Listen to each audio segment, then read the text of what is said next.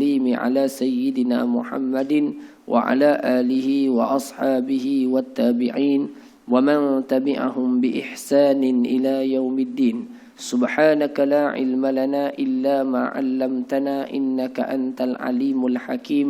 رب اشرح لي صدري ويسر لي أمري واحلل عقدة من لساني يفقه قولي. اللهم لا سهل إلا ما جعلته سهلا وأنت تجعل الحزن إذا شئت رب سهلا ولا حول ولا قوة إلا بالله العلي العظيم آمين. أما بعد فالسلام عليكم ورحمة الله وبركاته.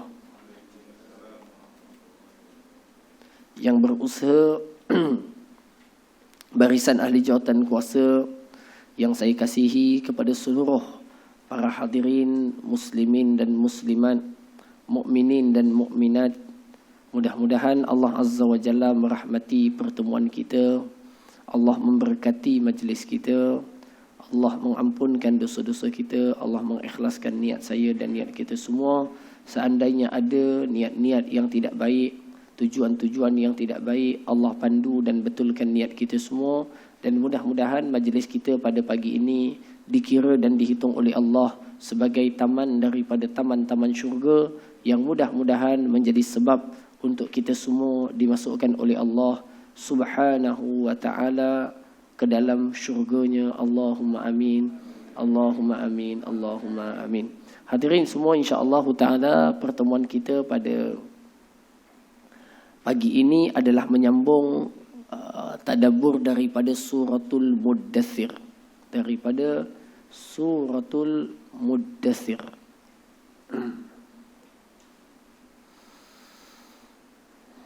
Kita mula ataupun sambung daripada ayat yang ke-18 daripada surah tersebut.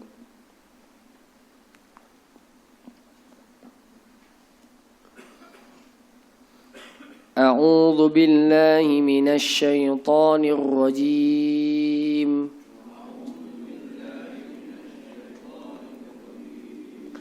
إنه فكر وقدر فقتل كيف قدر ثم قتل كيف قدر ثم نظر ثم عبس وبسر ثم أدبر واستكبر فقال إن هذا إلا سحر يؤثر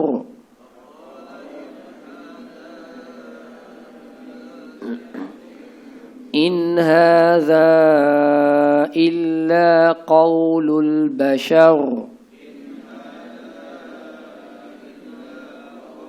سأصليه سقر وما أدراك ما سقر لا تبقي ولا تذر لواحة للبشر عليها 19 صدق الله العظيم. Suratul Muddathir, Suratul Muddathir. Al-Muddathir kita dah bicarakan dulu, artinya adalah orang yang berselimut atau orang yang berselubung. Dan ayat ini merupakan suatu ayat dalam memerintahkan baginda Nabi SAW untuk bangkit dan bangun melaksanakan tugasan dakwah, yang tugasan itu diperintahkan kepada Nabi SAW untuk baginda melaksanakannya. Dan pelaksanaan itu memerlukan kepada beberapa persiapan. Di antaranya adalah untuk baginda benar-benar membesarkan Allah, wa rabbaka fakabbir. Kemudian wasiyabaka fatahhir, bersihkan pakaian kerana akan menghadapi manusia dengan penampilannya. Warujza fahjur, dan hendaklah meninggalkan segala bentuk-bentuk penyelewengan ataupun dosa seperti penyembahan berhala. Wala tamnun tastakthir, janganlah dengan kerja baik itu kalian ataupun wahai Muhammad kamu lakukan untuk mendapatkan lebih banyak balasannya daripada mereka. Wali rabbika fasbir, dan kepada Tuhanmu hendaklah kalian benar-benar ataupun engkau wahai Muhammad bersabar kepada Allah Subhanahu Wa Taala. Kemudian ayat itu cerita tentang seorang lelaki dalam banyak ayat, dan hari ini pun kita masih lagi dengan lelaki itu. Siapa lelaki itu? Masya Allah tuan-tuan. Macam ni orang seronok mengajar tuan-tuan. Tanya dapat jawab. Okey. Iaitu Al-Walid bin Al-Mughirah. Seorang yang memiliki harta yang banyak, kedudukan yang bagus, pandangan yang baik, dan beliau juga memiliki usia yang tua, maknanya senior di kalangan mereka pembesar-pembesar Arab pada waktu itu. Maka Al-Walid bin Al-Mughirah menjadi rujukan yang pertama, dan yang keduanya Walid bin Al-Mughirah adalah merupakan seorang tokoh besar dalam menunjukkan bahawa beliau ini merupakan seorang yang sangat berpengaruh dalam menghalangi dakwah Nabi sallallahu alaihi wasallam. Maka ayat itu menceritakan tentang mereka. Apa dia? Fa idza nuqira fin naqur fadzalika yawmun idzin yawmun asir 'alal kafirina ghairu yasir. Zarni wa man khalaqtu wahida, biarkan aku sendirian. Wa ja'altu lahu malam mamduda, kami jadikan bagi mereka harta yang banyak. Wa banina syuhuda, anak-anak pinak yang ramai, dia. Wa mahattu lahu tamhida, kedudukan yang baik, dia juga Walid Al-Mughirah. Thumma yatma'un azid, dan dia ingin kalau dapat banyak lebih daripada itu. Kalla, sekali-kali tidak. Segala kemuliaannya itu akan terhenti apabila dia mati. Kami akan azab mereka dengan azab yang pedih. Sa'urhiquhu sa'uda, yang sangat tinggi nilaian azab yang akan Allah berikan kepada beliau itu kerana penentangannya yang buruk kepada Islam. Lalu Allah Ta'ala sebut tentang apa tindakan yang dia pernah buat untuk menentang Nabi dan menentang umat Islam yang dibacakan padanya waktu itu ayat Quran. Allah sebut innahu fakkara wa qaddar. Innahu fakkara. Fakkara maknanya apa? Fakkara maknanya berfikir. Innahu fakkara wa qaddar. Tapi tuan-tuan, di dalam bahasa Arab perkataan fakkara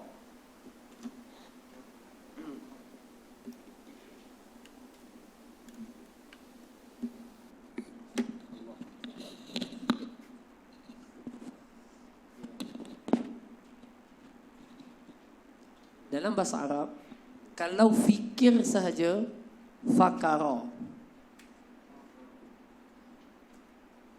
Tetapi dalam ayat ini, dia bukan fakara. Tetapi dalam ayat ini, fakara. Ada tambahan huruf kaf, iaitu adanya sabdu, betul? Maka di dalam bahasa Arab, biasanya kalau digunakan seperti itu, fataha maknanya apa? Fataha buka. Tapi kalau fataha maknanya lain. Kalau maknanya sama, cuma keadaannya lain. Kalau fakara fikir, kalau fakara dia berulang-ulang fikir. Ulang-ulang fikir.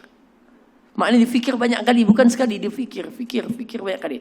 Kalau fataha buka, maknanya tombol pintu kita buka, cekik, tarik. Tetapi kalau fataha, dekat kunci tu ada 5 kunci. Sama tombol kunci. Kedua selak, ketiga mangga, keempat yang atasnya tu.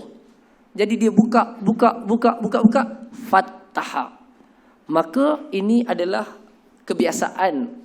Kalau digunakan bahasa Arab dengan wazan fa'ala, maka dia memberikan makna pengulangan-pelungan yang banyak.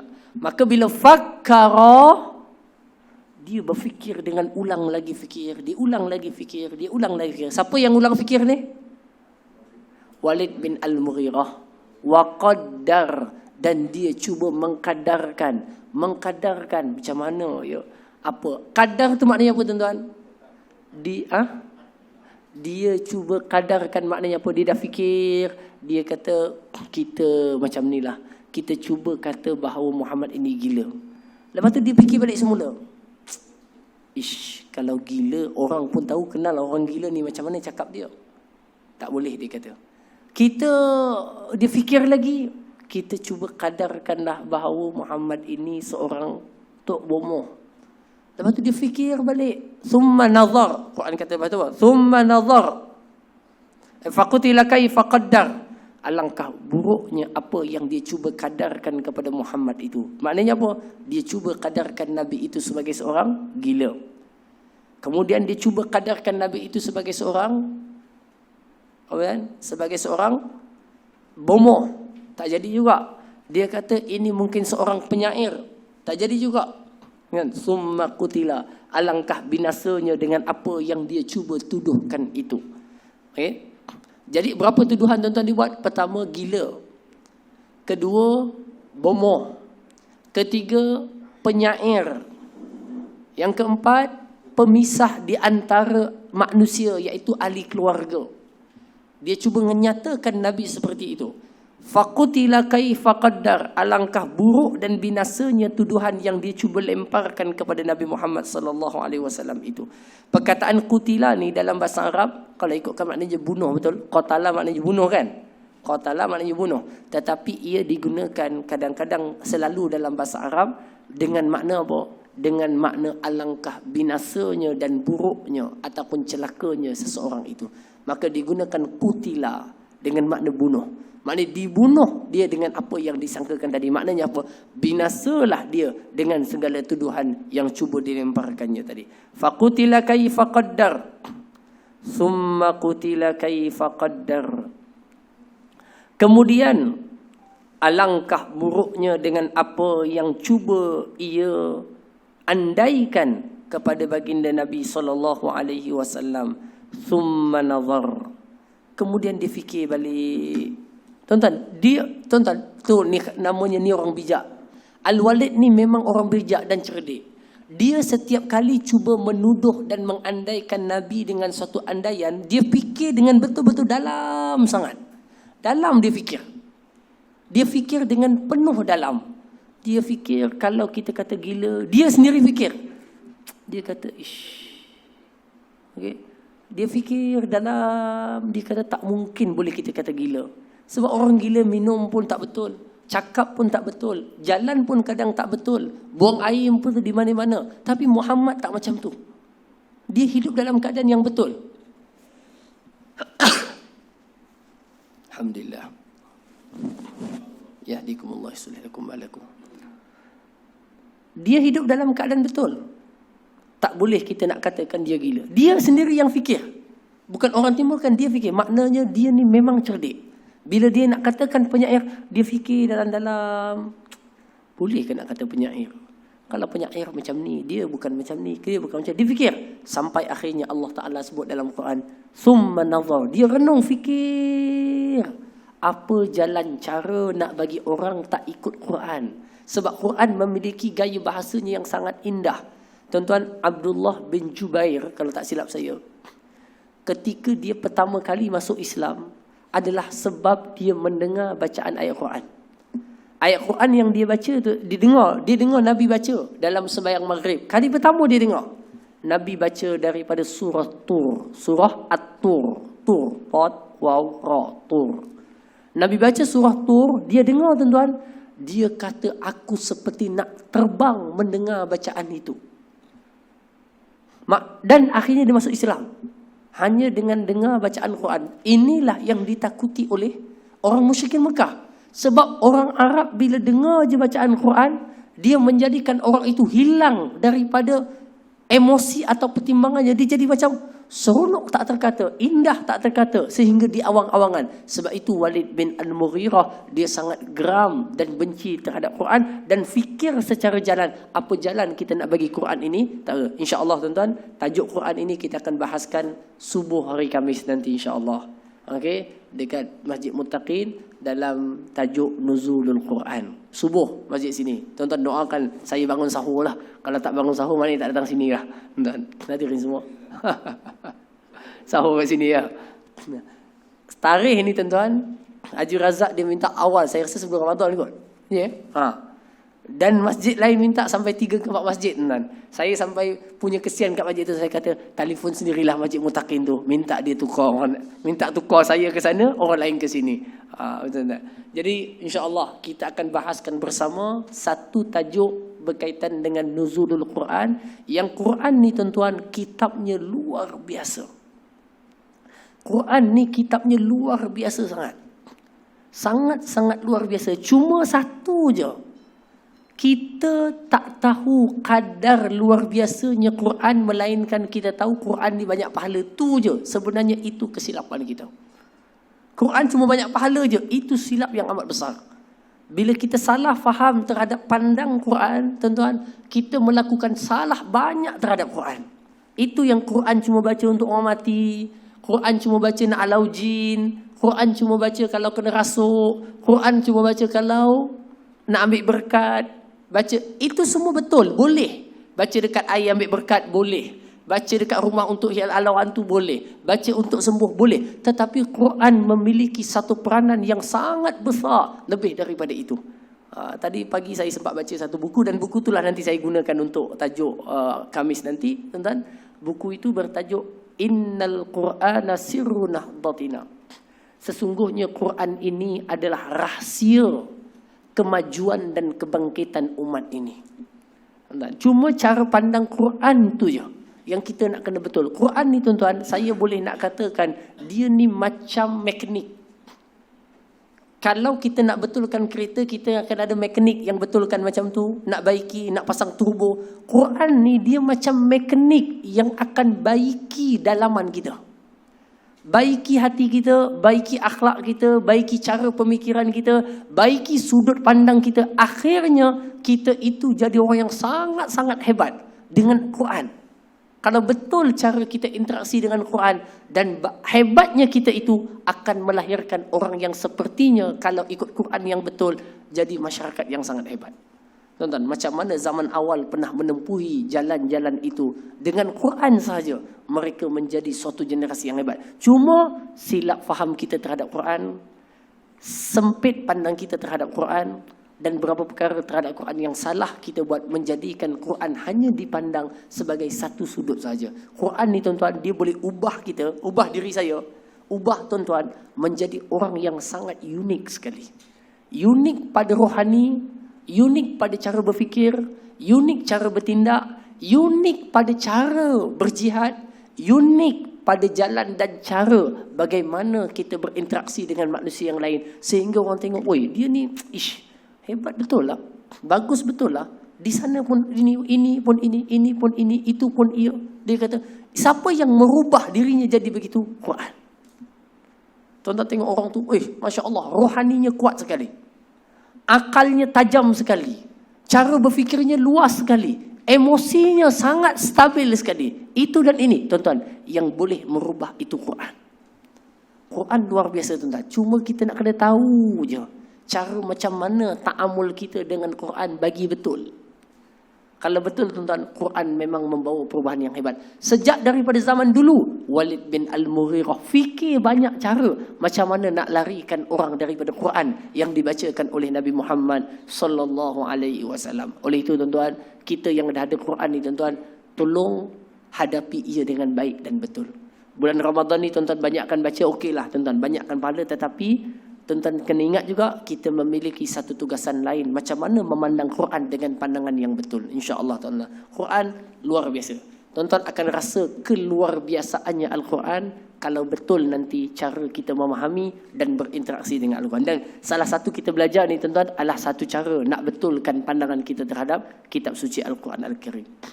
Thumma nazar, Kemudian dia fikir dalam-dalam.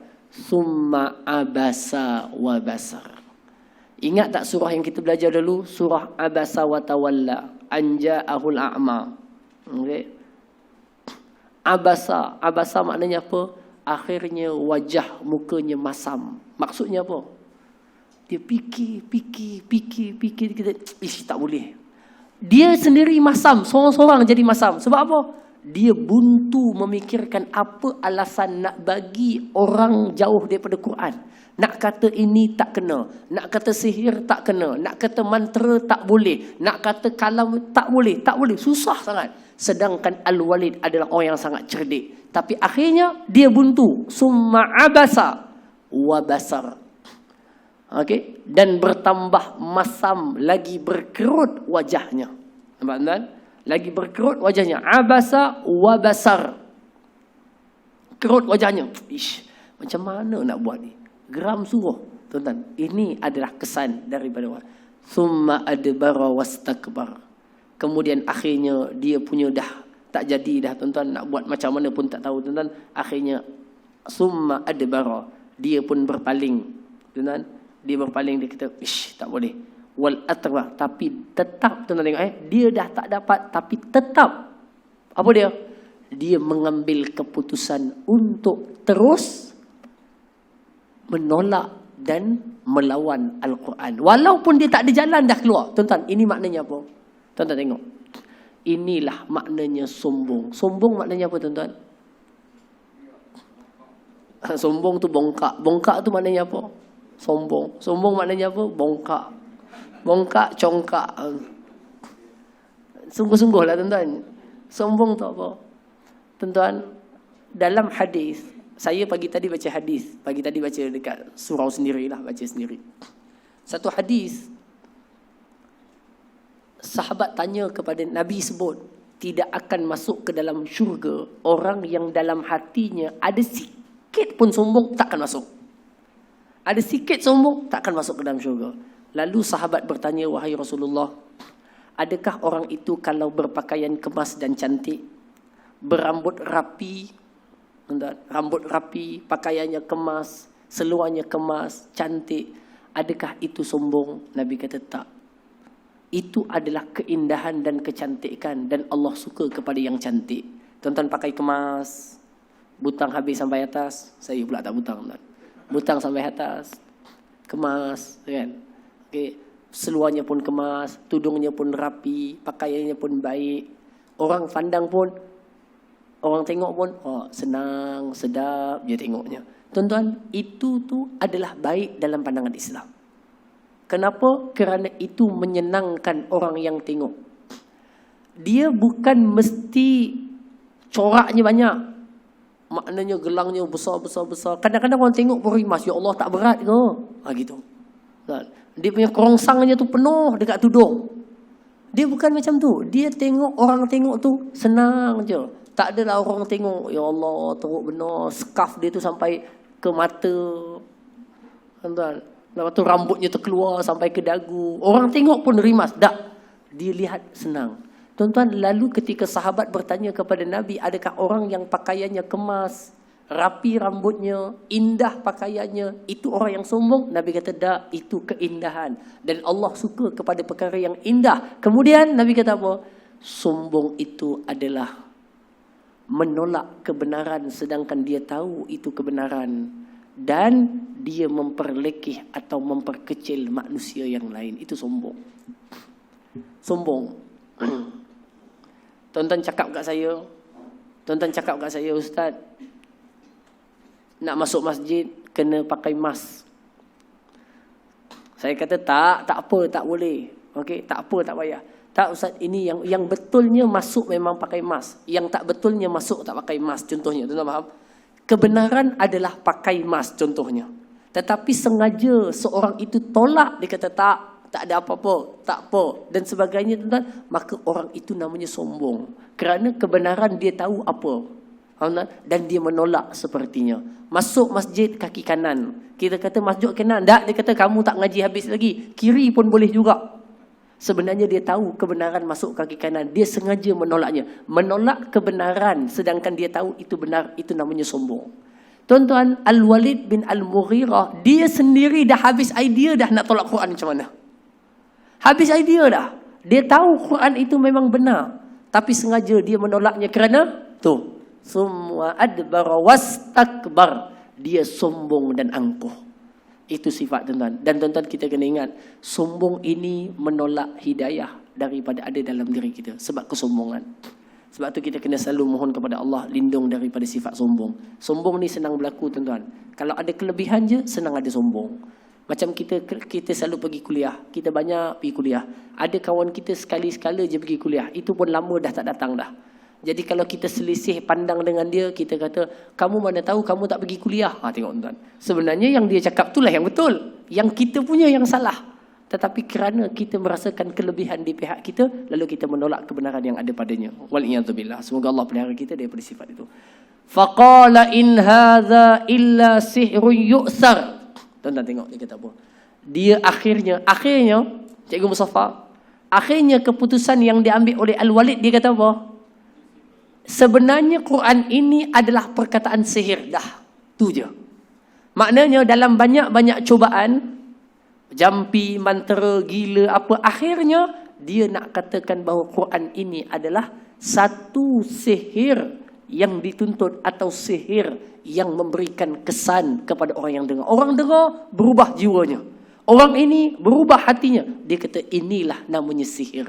Tuan-tuan, apa maknanya? Saya nak sebut kat tuan-tuan semua. Maknanya pada zaman jahiliyah, sihir ini telah dimaklumi. Faham tak? Maknanya suasana hidup masyarakat jahiliyah ni, suasana hidup masyarakat yang banyak main sihir. Sehingga mereka maklum dah, benda-benda yang macam ni adalah sihir. Maknanya masyarakat jahiliyah, masyarakat yang masih lagi berkecimpung dengan permainan sihir. Sebab itu tuan-tuan, kita dalam masyarakat, kalau masyarakat masih lagi gunakan sihir, maknanya kita adalah masyarakat yang mundur ke belakang. Tuan-tuan, kalau tuan-tuan pergi ke Indonesia contohnya kan, okay, tuan-tuan tengok dia punya lawan-lawan sihir ni luar biasa. Okay, bukan tak nampak, yang nampak api terbang, dia orang kata. Dia orang cerita kat saya, orang Indonesia cerita. Dahsyat. Ada satu kampung tuan-tuan, memang boleh kata hampir